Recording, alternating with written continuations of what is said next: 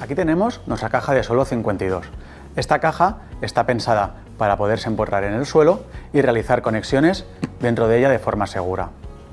Se entrega con una tapa provisional para mientras que está en obra. Se alimentaría mediante tubo o canal simplemente cortando estas pestañas de aquí. Y como se ve, existe también un tabique por si hay que diferenciar el compartimento de tensión y de voz y datos.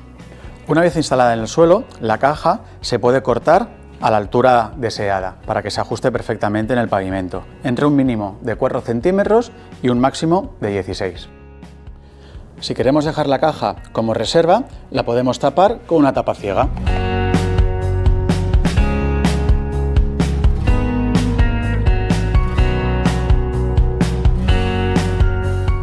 O si lo prefieres, podemos tapar la caja con la tapa pavimentable, integrándola en el pavimento.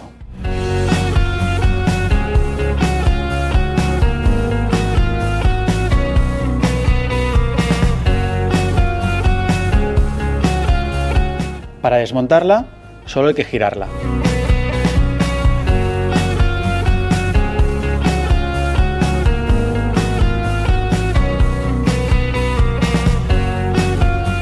Y si necesitas alimentar un equipo temporalmente, con la tapa registrable podrás sacar un cable.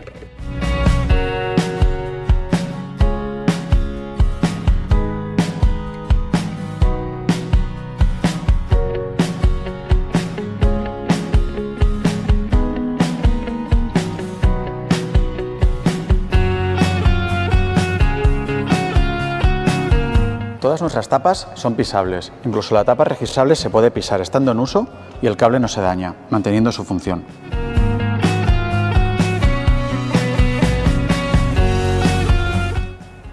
Además, se pueden instalar en suelos de limpieza en húmedo.